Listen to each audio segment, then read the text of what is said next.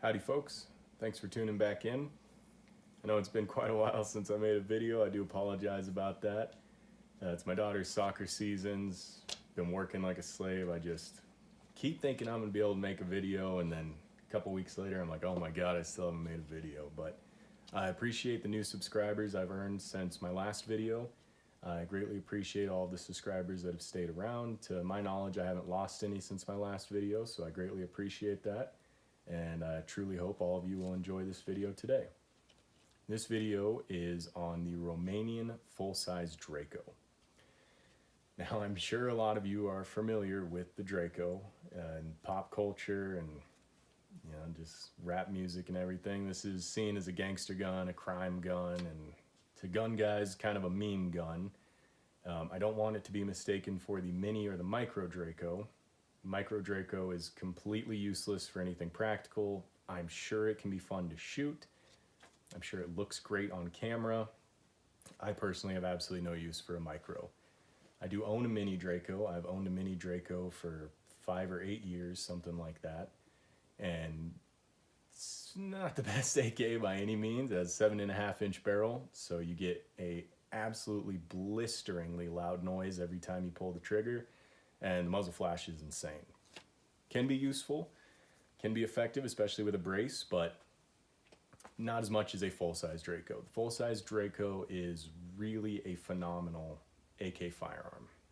Number one, it is a pistol, which means it's not 922R compliant, or it's not subjected to 922R at all, because it's a pistol, it's not a rifle. Because of that, you get a full Romanian-made firearm. Most imported AK variants are going to be rifles, and you're going to have like an American-made barrel. If you don't have an American-made barrel, you're going to have American-made everything else. The furniture, the fire control group, the magazine, which can be a problem. This magazine right here I've owned for 12, 13 years, something like that, as I have all of my AK mags, and they just run. I mean, I don't even know how many rounds that magazine has seen. Probably over 10,000. Maybe not 10,000 through just that mag, but through the like 3 or 4 mags that I use for my AKs, not the ones that I just like keep in storage. They've seen well over 10, 15,000 rounds. My first rifle I ever owned was an AK. Training, learning how to use a rifle was all done with an AK.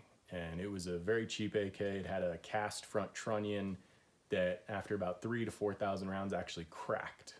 So you don't want that. That's very dangerous. That rifle was very close to exploding in my face. Luckily, I identified it, I trashed it, and I got a much better AK. I got an Arsenal AK, and now I have a very large AK collection, but I'm kind of getting off the path. So back to the Draco. It is a great firearm. It is a pistol. That's probably its biggest benefit overall. Makes it more compact, makes it legal for carrying in ways that rifles are not. Rifles have to have an empty chamber. You should carry an AK with an empty chamber anyway, because they have a free-floating firing pin. So you never know whatever's going to happen. You don't want to have an accidental discharge. Some other big benefits to the Draco that I like is that it is made on military tooling. It's made on the same tooling that they use for all the Romanian AKs that are around the world. I saw a study quite a few years ago that showed that Romanian AKs were the most common AKs in many different conflict zones. So Romanian AKs are very proven. If you know anything about AKs, you've probably heard of a Wasser 10. It's a lower grade Romanian AK that was made for 10-round magazines for like farmers in Romania. And when they came in, Century Arms cut out the magazine well so they could accept standard AK mags, standard capacity AK mags. They work good. A buddy of mine has had a Wasser for, God, I don't know, 15 years. And he does not clean it, he doesn't oil it, he doesn't take care of it at all. It's got surface rust, but it runs. It flat out runs. And this Draco right here flat out runs. It's extremely accurate. It's a very reliable firearm. Recoil impulse is great. And overall, I'm very happy with it. Biggest benefit you're going to get with the Draco is the price. I paid $650, $699, something like that, including transfer and shipping and everything. So you're talking $700 for a base AK, which 2024, 2025 prices is insane. I mean, PSA pistols, which are radically worse. I'm sorry to tell you, if you think your PSA AK is better, you couldn't be more wrong. Their rivets are the wrong material, they're the wrong size. Their quality control, you can't even call it quality control. It's basically a lottery where you have a 90% chance of getting something that has an issue, 10% chance of getting something that might have a minor issue. It's just what it is, unfortunately. You know, American companies are here to make a profit. Obviously, Kugir, Romania is as well, but their main concern is making an AK that works. They're not trying to give you anything flashy, but their main concern is getting something that works. And those PSA pistols, I just looked it up, they're $900 for a base pistol with similar features, similar barrel length, no chrome lining on the barrel, thinner barrel profile, again, worse materials, worse quality control. So you're spending a few $100 more right out the gate for something that will not last as long as this firearm will. Other great features that the Draco provides is the fact that you are getting something that you know will run. Now, I know that kind of seems redundant from what I just said, but again, you have a lot of other competitors out there that you don't know if they're even going to run. You know, Pioneer Arms, for example, they have that horrible rear trunnion issue where if you don't have a recoil buffer in the back, the carrier is actually going to jump the rails at the back. So that's not even durability, longevity, that's just straight up here. You're getting something that's not going to run great. Now, some of the components that I have changed on this gun, basically all the components. I have switched out all of the furniture.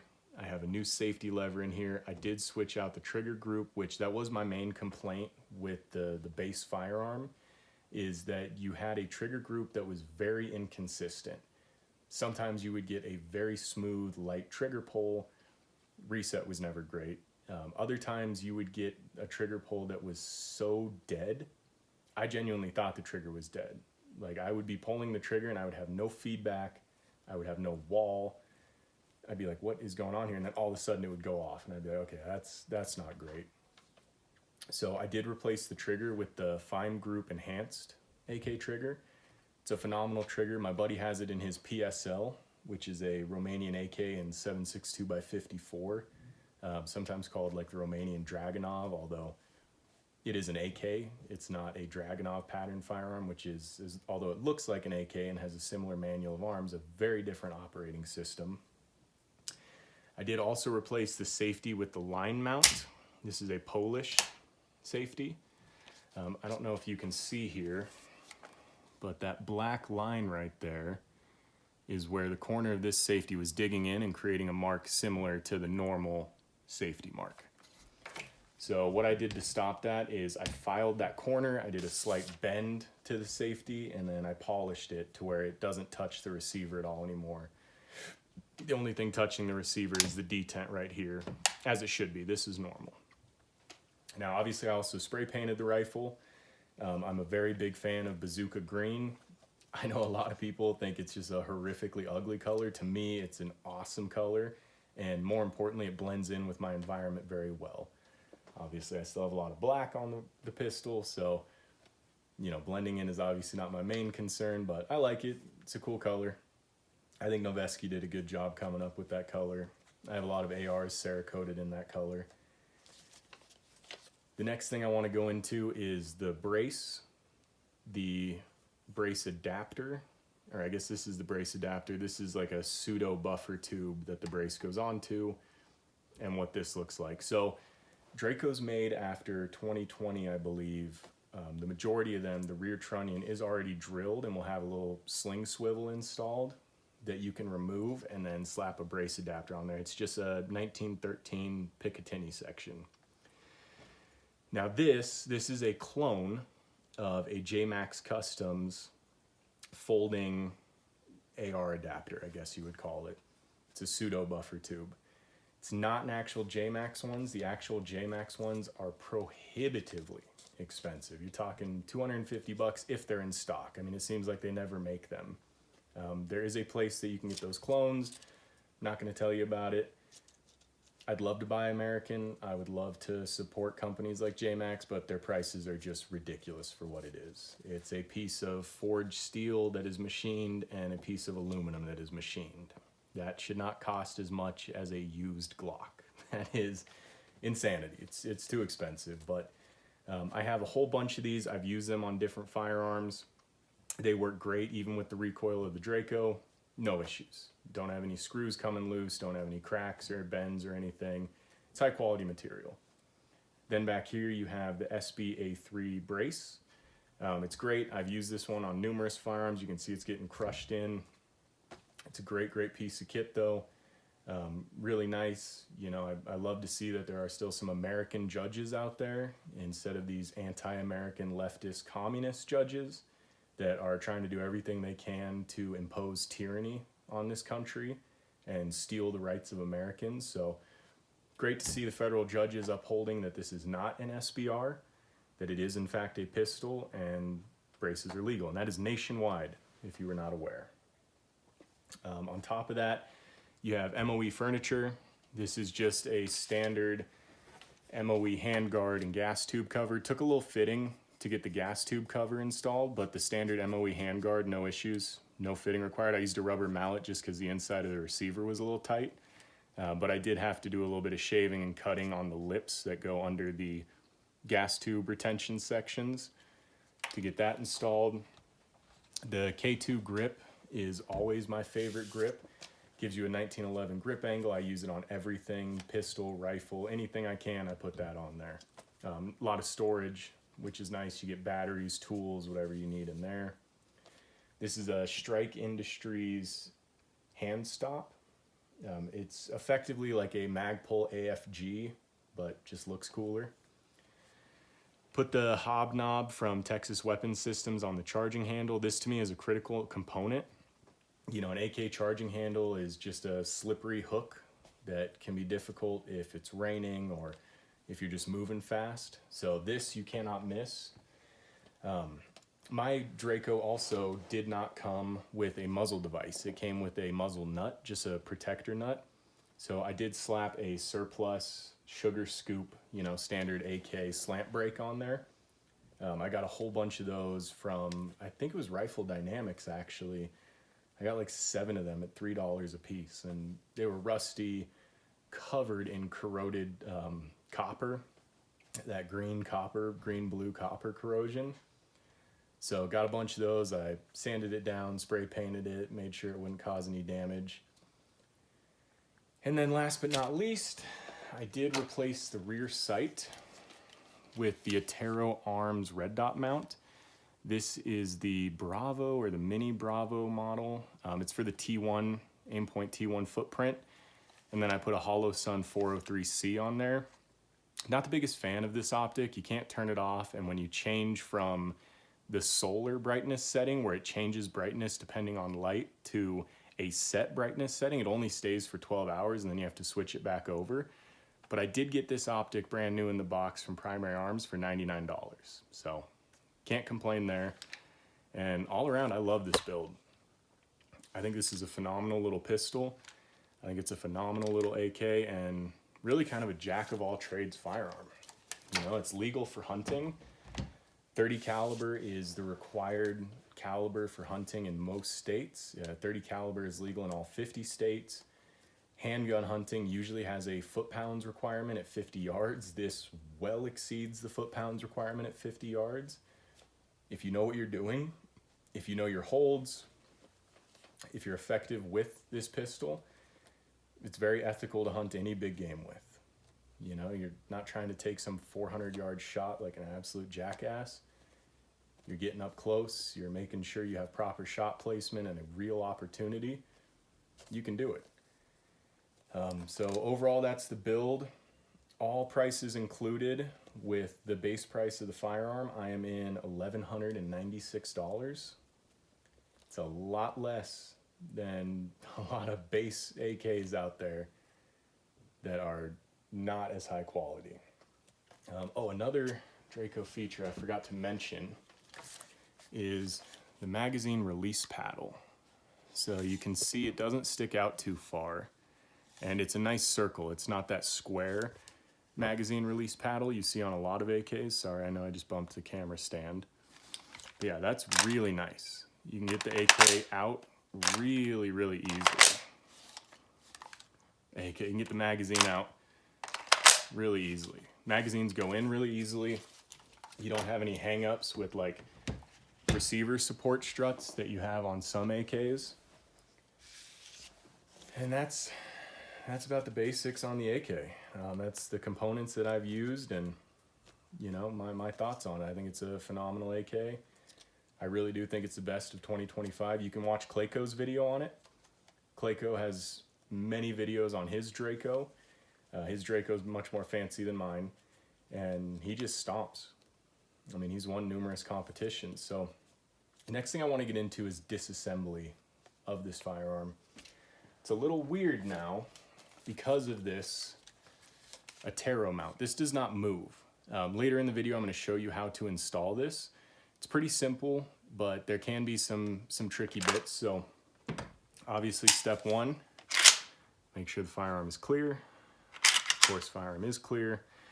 With an AK, you don't have to drop the hammer. I prefer to have the hammer down because you're going to have to put the hammer down anyway, getting the bolt carrier out. So you pop the dust cover, and it can't just come up.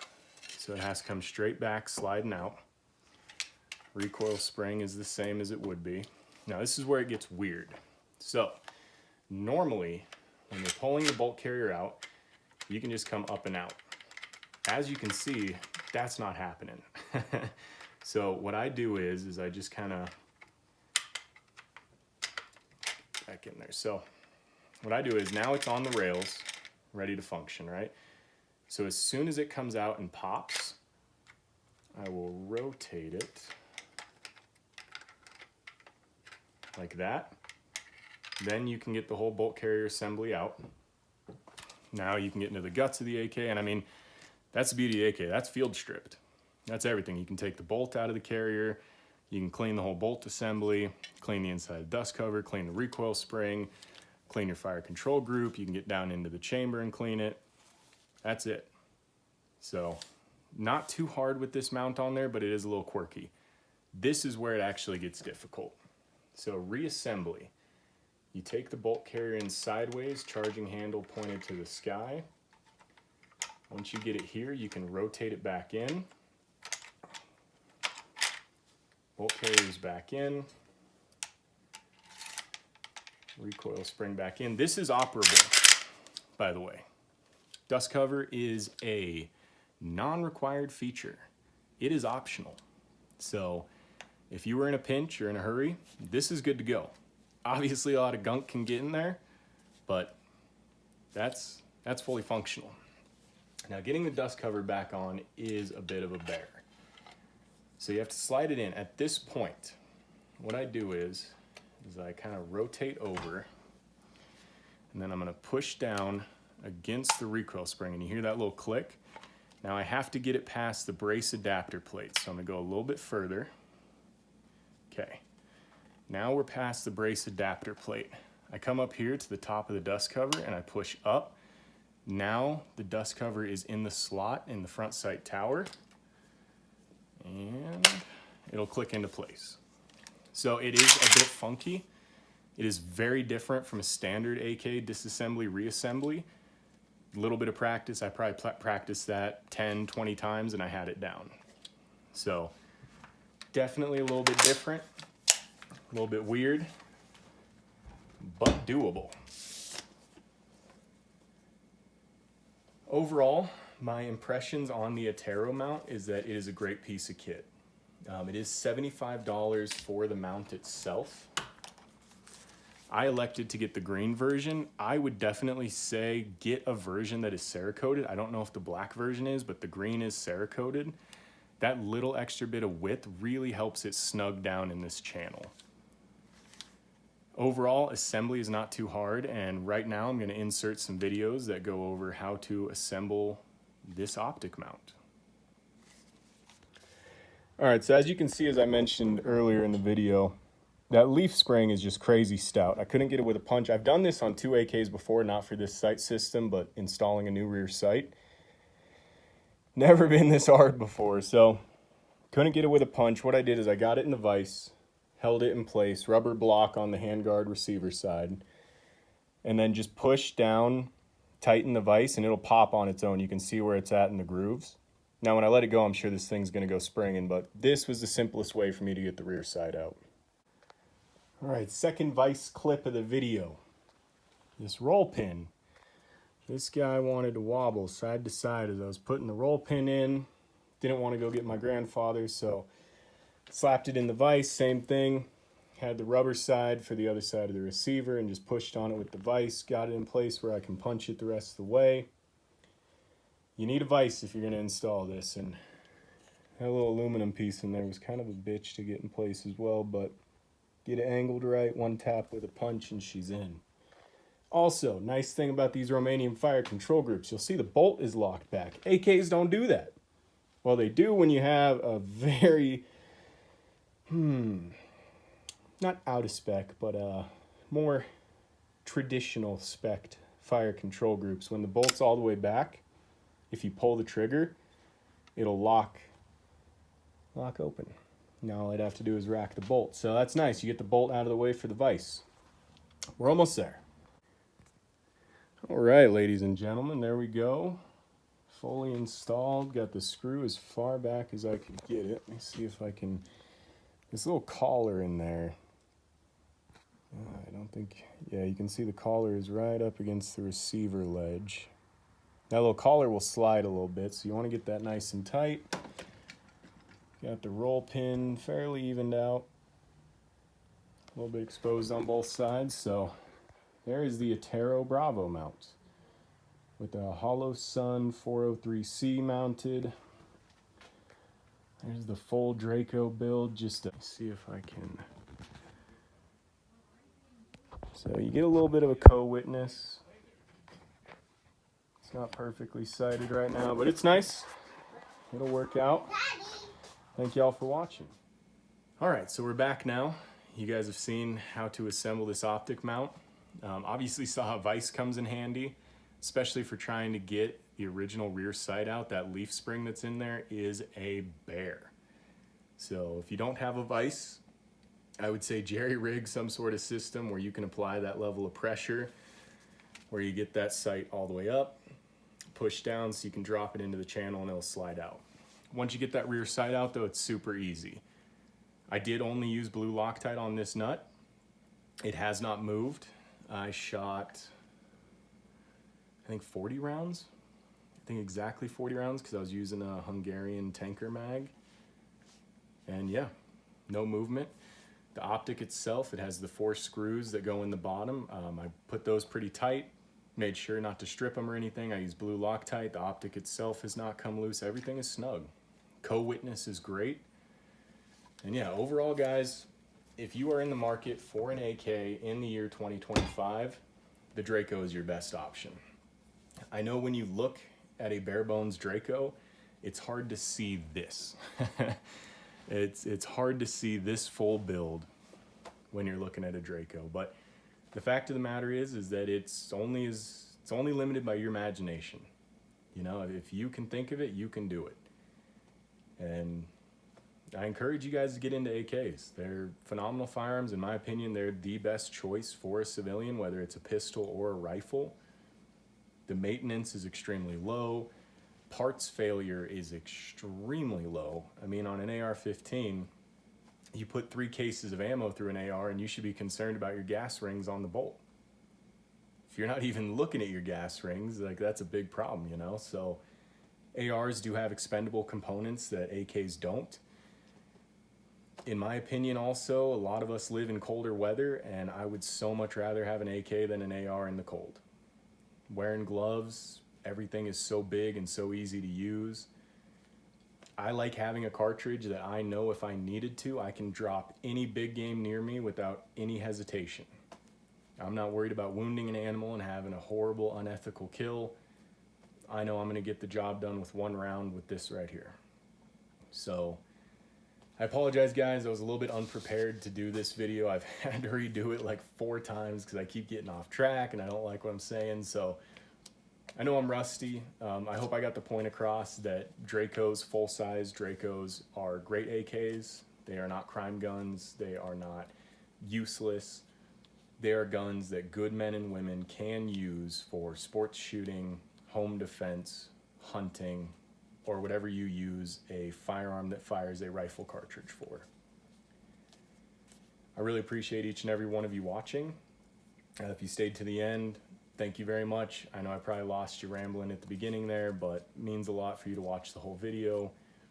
If I earned it, please like, comment, share the video. You know, if you have a buddy out there who's saying that Dracos are useless, don't share my video, share Klayco's video. Show them that dude winning a competition against guys with ARs using a Draco, because that's what these are capable of doing. If you want a decent breakdown on a little mean green fighting machine, take a peek. I enjoy it. I enjoy making videos for you guys. I have a couple more lined up, so I should have a better schedule coming out this month. If there's anything in this video that I missed, if you have any questions about the Draco or about any of these components, please let me know. Don't ask me where to get this, because I will not tell you. If you're that interested in it, start Googling and you might find it. But I'm not going to tell you where to get that. I do really enjoy each and every one of you commenting. Means the world to me when you guys say anything positive. I really appreciate it. And thank you guys so very much for watching.